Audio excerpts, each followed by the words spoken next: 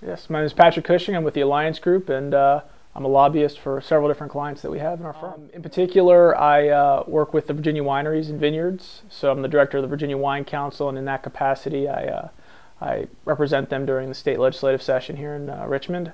Also, a company called Virginia Interactive, which does the virginia.gov website, and finally the Virginia Bar Association, which represents attorneys. But then there's also contract lobbyists, which I'm one of those, and so we have a wide variety of clients, and it allows us to leverage the busy and the slow times so that we can do a lot of good for a lot of different clients.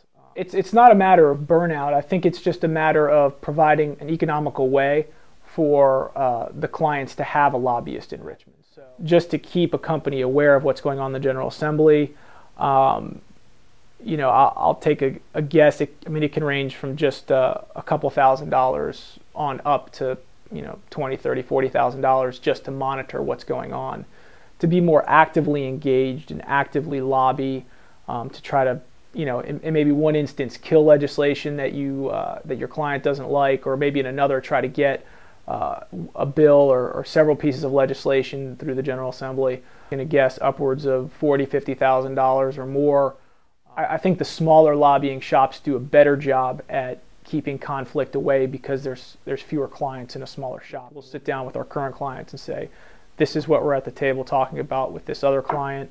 We want to make sure that before we move any farther that there's no conflict or that you don't have a problem with it, either real or a perceived problem.